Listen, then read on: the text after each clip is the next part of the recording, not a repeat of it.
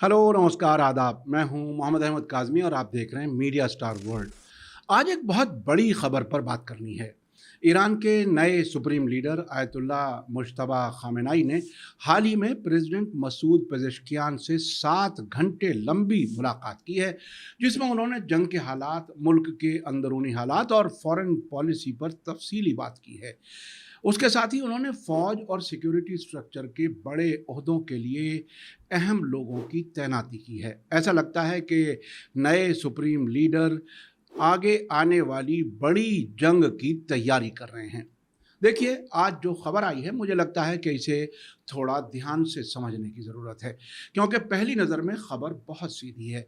Iran में 6 बड़े फ़ौजी ओहदों पर नए लोगों की तैनाती की गई है, लेकिन अगर आप थोड़ा पीछे जाकर देखेंगे, तो मामला सिर्फ ओहदों पर नए लोगों की तैनाती का नहीं है। मामला है कमांड स्ट्रक्चर का, और ख़ास तौर पर उस कमांड स्ट्रक्चर का जो एक बड़े फ़ौजी जंग के बाद दोबारा बनाया जा रहा है।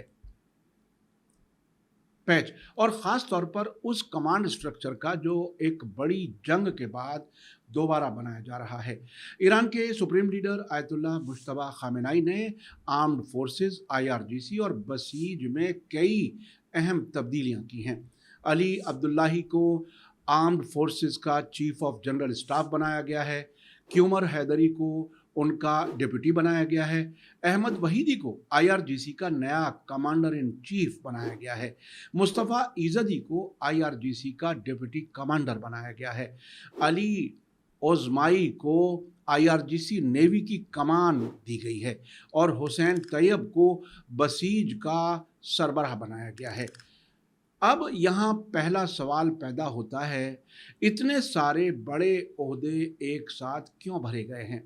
और मेरा ख़्याल है कि इसका जवाब इस पूरी ख़बर से कहीं ज़्यादा अहम है, क्योंकि पिछले महीनों की जंग में ईरान की फ़ौजी और सिक्योरिटी लीडरशिप की एक बड़ी तादाद को निशाना बनाया गया था। यानी ईरान के सामने सिर्फ ये चैलेंज नहीं था कि वो दुश्मन के हमलों का जवाब कैसे दे, उसके सामने ये सवाल भी है कि अगर टॉप कमांडर मारे जाते हैं तो अगली कमान कौन संभालेगा। और यही वजह है कि आज की इन नियुक्तियों, तैनातियों को मैं सिर्फ पर्सनल चेंजेस यानी ओहदों पर अफराद की तब्दीली नहीं मानता। ये एक तरह से कमांड कंटिन्यूटी यानी कमांड को लगातार जारी रखने की कोशिश नज़र आती है। मतलब ऊपर के लोग बदल जाएं लेकिन सिस्टम रुके नहीं। अब सबसे पहले अली अब्दुल्लाही को देखिए। ये कोई नया चेहरा नहीं है। प्रेस टीवी की प्रोफाइल के मुताबिक वो 1979 के इस्लामी इनकलाब की कामयाबी के बाद आईआरजीसी में शामिल हुए, ईरान इराक जंग में रहे।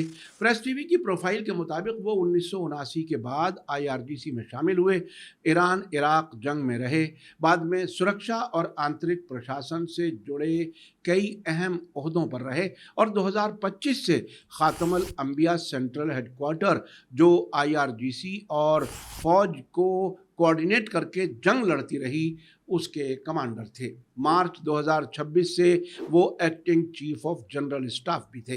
तो इसका मतलब क्या है? मतलब ये है कि जिस शख्स को आज आर्म्ड फोर्सेस की सबसे बड़ी ऑपरेशनल जिम्मेदारियों में से एक दी जा रही है, वो पहले से उस सिस्टम के अंदर मौजूद था। और ये बहुत अहम बात है, क्योंकि जंग के बाद अगर आप किसी बिल्कुल नए शख्स को ऊपर लाते हैं तो उसे सिस्टम समझने में वक्त लगता है। लेकिन अगर आप ऐसे शख्स को लाते हैं जो पहले से ऑपरेशनल कमांड में मौजूद रहा है, तो ट्रांजिशन कंपैरेटिवली तेज़ हो सकता है और शायद यही यहाँ हो रहा है। दूसरा नाम है अहमद वहीदी का, और मेरे हिसाब से ये इस पूरी रीस्ट्रक्चरिंग का सबसे दिलचस्प नाम है। क्यों? क्योंकि वहीदी सिर्फ एक मिलिट्री कमांडर नहीं है, उनका लंबा सिक्योरिटी और पॉलिटिकल बैकग्राउंड भी है। वो आईआरजीसी में रहे हैं, आईआरजीसी इंटेलिजेंस डिपार्टमेंट से जुड़े रहे, कुद्स फोर्स के कमांडर रहे, डिफेंस मिनिस्टर रहे और बाद में इंटीरियर मिनिस्टर भी रहे।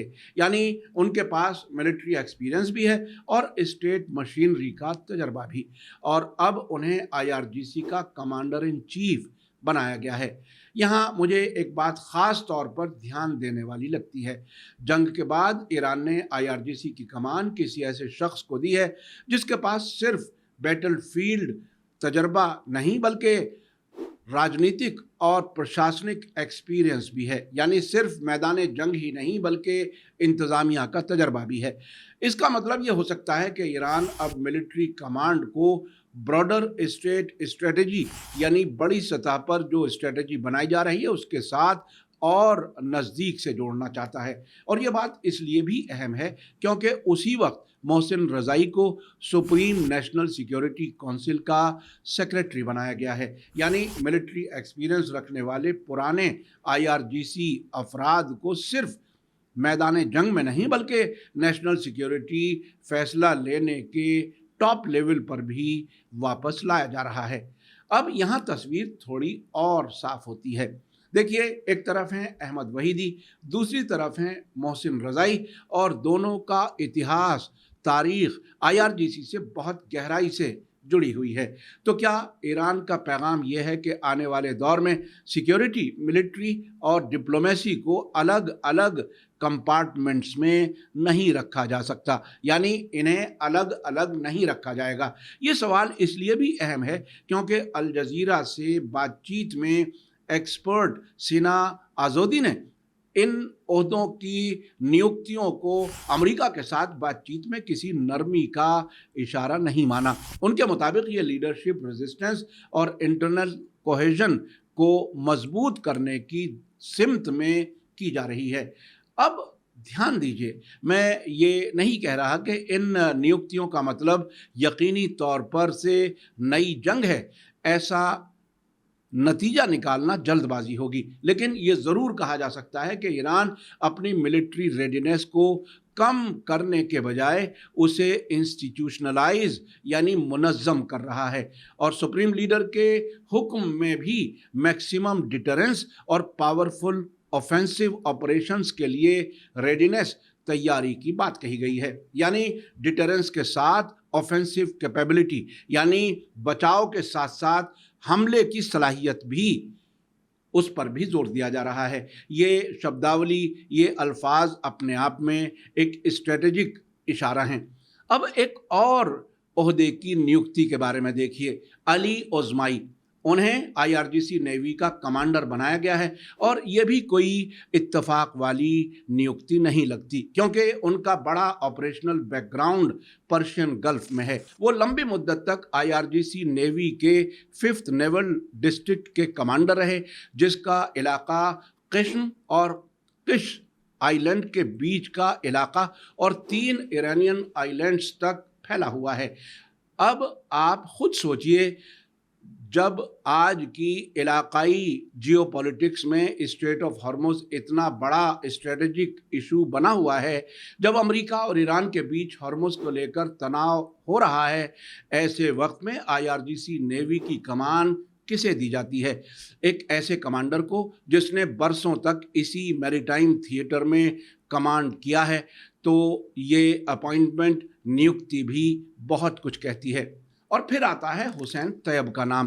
तैयब कोई मामूली मिलिट्री ऑफिसर नहीं है, वो लंबी मुद्दत तक आईआरजीसी इंटेलिजेंस के सरबराह रहे हैं और 2022 तक उस पोजीशन पर रहे। बाद में उन्हें आईआरजीसी कमांडर के एडवाइज़र, सलाहकार के तौर पर तैनात किया गया था जब उन्हें बसीज की कमान दी गई है। अब उन्हें बसीज की कमान दी गई है। तो अगर हम पूरी तस्वीर को एक साथ देखें, एक तरफ आर्म्ड फोर्सेस की टॉप कमांड में पूरे ऑपरेशनल कमांडर्स, दूसरी तरफ आईआरजीसी में पुराने और तजर्बेकार अफराद, तीसरी तरफ नेवी में पर्शियन गल्फ का तजर्बेकार कमांडर, और चौथी तरफ बसीज में इंटेलिजेंस बैकग्राउंड वाला शख्स। तो मुझे लगता है कि ईरान का फोकस सिर्फ हथियारों पर नहीं है, focus command, intelligence, man power और इंस्टीट्यूशनल कोऑर्डिनेशन, इन चारों पर है। और शायद सबसे अहम बात यही है, ईरान ने आर्म्ड फोर्सेस जनरल स्टाफ और ख़ातम अल अंबिया सेंट्रल हेडक्वार्टर के इंटीग्रेशन मिलाने को पूरा करने की बात भी कही है।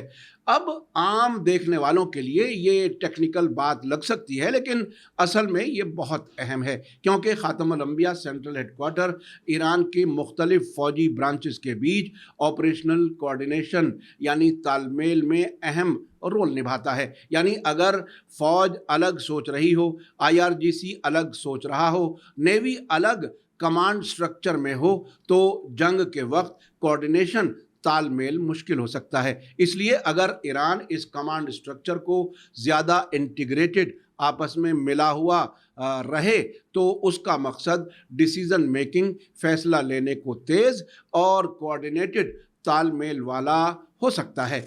और जंग के तजर्बे के बाद ये स्वाभाविक मिलिट्री लेसन भी हो सकता है, फौजी सबक भी हो सकता है। अब यहाँ एक सवाल बनता है, क्या ये सिर्फ डिफेंसिव रीस्ट्रक्चरिंग है या ईरान ऑफेंसिव कैपेबिलिटी की तैयारी भी कर रहा है? यानी क्या ये सिर्फ अपने बचाव के लिए काम कर रहा है या हमले करने की तैयारी और सलाहियत को बढ़ाने का काम कर रहा है? मेरे हिसाब से जवाब ब्लैक एंड वाइट नहीं है, यानी इतना सीधा और इतना सिंपल नहीं है। ये दोनों का मिला जुला मिश्रण हो सकता है। हर मुल्क जब अपनी मिलिट्री कमांड को रीऑर्गेनाइज करता है तो वो एक साथ दो काम करता है। पहला, जो वल्नरेबिलिटीज़ सामने आईं, यानी जो कमज़ोरियां सामने आईं, उन्हें ठीक करता है। दूसरा, अगले जंग के लिए अपनी ताकत को तैयार करता है। और ईरान के नए अपॉइंटमेंट्स को इसी लेंस, इसी चश्मे से देखना ज़्यादा मुनासिब होगा, क्योंकि अगर आप सिर्फ ये कहेंगे कि ईरान नए कमांडर तैनात कर रहा है तो आप आधी कहानी बताएंगे। अगर आप कहेंगे ईरान नई जंग शुरू करने जा रहा है तो शायद आप ज़रूरत से ज़्यादा नतीजा निकाल रहे होंगे। असल कहानी बीच में है। ईरान अपने मिलिट्री कमांड को जंग के बाद नई हकीकतों के हिसाब से रीसेट कर रहा है। और एक दिलचस्प बात और है, इन नियुक्तियों में बहुत सारे पुराने चेहरे हैं। यानी तेहरान ने किसी कंप्लीटली न्यू जनरेशन, यानी बिल्कुल नई नस्ल को सामने नहीं किया है। उसने लार्जली ज़्यादा ऐसे कमांडर्स पर भरोसा किया है जिनका इंस्टीट्यूशनल मेमोरी बहुत लंबी है, यानी जिनकी याददाश्त लंबी है, उनका तजर्बा लंबा है, जिन्होंने ईरान इराक जंग देखी है, जिन्होंने IRGC के एक्सपेंशन को देखा है, जिन्होंने मिसाइल और ड्रोन कैपेबिलिटीज़ के बनाए जाने को देखा है, और जिन्होंने पिछले कई दहाइयों में ईरान की सिक्योरिटी आर्किटेक्चर के अलग अलग हिस्सों में काम किया है। तो शायद ईरान का पैगाम यह है, हमारे ऊपर हमला हुआ तो कमांड स्ट्रक्चर नहीं टूटेगा। और मॉडर्न वॉरफेयर में ये पैगाम अपने आप में काफ़ी अहम है। लेकिन यहाँ बैलेंस्ड एनालिसिस की ज़रूरत है, क्योंकि इन अपॉइंटमेंट्स का मतलब ये नहीं है कि ईरान की सारी मिलिट्री प्रॉब्लम्स ख़त्म हो गई। लीडरशिप बदलने से इंटेलिजेंस गैप्स अपने आप ख़त्म नहीं होते। एयर डिफेंस की वल्नरेबिलिटी अपने आप ख़त्म नहीं होती। टेक्नोलॉजी गैप अपने आप ख़त्म नहीं होता। और सबसे बड़ी बात, किसी भी जंग में सिर्फ कमांडर्स नहीं जीतते। लॉजिस्टिक्स, इंटेलिजेंस यानी खुफिया मालूमात, communication, air power, missile, drone, मईशत, इंडस्ट्रियल कैपेबिलिटी, सब मिलकर मिलिट्री की तैयारी तय करते हैं। मुझे लगता है कि ये कहना गलत होगा कि ईरान के पुराने कमांडर्स मारे गए इसलिए उसका मिलिट्री स्ट्रक्चर ख़त्म हो गया। आज की ये नियुक्तियां कम से कम ये दिखाती हैं कि कमांड रिप्लेसमेंट मैकेनिज्म मौजूद है और तेहरान उसे सरगर्म तरीके से इस्तेमाल कर रहा है। और मुझे लगता है कि आने वाले दिनों में हमें 3 चीज़ों पर नज़र रखनी चाहिए। पहली, IRGC की नई कमांड क्या ऑपरेशनल तरजीहात तय करती है। दूसरी, हॉर्मुज़ और पर्शियन गल्फ में IRGC नेवी का व्यवहार, बिहेवियर कैसा रहता है। और तीसरी, मिलिट्री कमांड और डिप्लोमेटिक डिसीजन मेकिंग के बीच कितना तालमेल बढ़ता है, क्योंकि मोहसिन रज़ाई की सुप्रीम नेशनल सिक्योरिटी काउंसिल में वापसी और अहमद वहीदी की IRGC कमांड, इन दोनों वाक़यात को अलग अलग देखना शायद पूरी तस्वीर नहीं दिखाएगा। अगर ये दोनों स्ट्रक्चर ज़्यादा नज़दीकी तालमेल करते हैं तो ईरान की फॉरेन पॉलिसी और मिलिट्री सिग्नलिंग दोनों में बदलाव देखने को मिल सकता है। तो कुल मिलाकर मेरे लिए आज की सबसे बड़ी खबर 6 नए कमांडरों की नियुक्ति नहीं है। सबसे बड़ी खबर यह है कि ईरान जंग के बाद अपनी मिलिट्री आर्किटेक्चर को फिर से व्यवस्थित कर रहा है। पुराने तजर्बेकार कमांडर्स वापस अहम पोजीशंस पर आए हैं। आर्मी और आईआरजीसी कमांड के बीच तालमेल को ज़्यादा इंस्टीट्यूशनल बनाने की कोशिश है। नेवी की कमान ऐसे शख्स को दी गई है जिसका पर्शियन गल्फ में लंबा ऑपरेशनल तजर्बा है और सिक्योरिटी डिसीजन मेकिंग में भी पुराने आईआरजीसी लीडरशिप की वापसी दिखाई दे रही है। अब ये रीस्ट्रक्चरिंग, इनको दोबारा मुनज़्ज़म करना ईरान को कितना मजबूत करता है, ये आने वाले महीनों में मैदान जंग और डिप्लोमेसी दोनों पर दिखाई देगा। लेकिन एक बात साफ है, तेहरान ने इस वक्त अपनी मिलिट्री पोस्चर को डीमोबिलाइज यानी जंग की तैयारी से पीछे हटने का इशारा नहीं दिया है, बल्कि वो अपने कमांड सिस्टम को इस तरह मैनेज कर रहा है कि अगर अगला क्राइसिस आता है, अगली जंग आती है, अगर निगोशिएशन नाकाम होती हैं, बातचीत नाकाम होती है, या अगर फिर मिलिट्री कन्फ्रंटेशन होती है यानी जंग होती है, तो उसके पास पहले से ज़्यादा साफ और इंटीग्रेटेड चेन ऑफ कमांड यानी आपस में तालमेल वाली कमांड हो, उसके लिए उसने तैयारी की है। और शायद यही इस पूरी कहानी का सबसे अहम हिस्सा है। यानी ईरान सिर्फ नए कमांडर नहीं चुन रहा, वो जंग के बाद अपने पुराने मिलिट्री कमांड सिस्टम को दोबारा डिज़ाइन कर रहा है। अब देखना यह है कि ये रीडिज़ाइन सिर्फ डिटरेंस के लिए है या आने वाले दौर में ईरान की मिलिट्री और फॉरेन पॉलिसी दोनों का नया चेहरा बनने वाला है। आज का ये कार्यक्रम आपको कैसा लगा कमेंट्स में ज़रूर लिखें और ज़्यादा से ज़्यादा लोगों तक शेयर करें। इसी के साथ मुझे दीजिए इजाज़त। धन्यवाद, शुक्रिया। जय भारत, जय हिंद।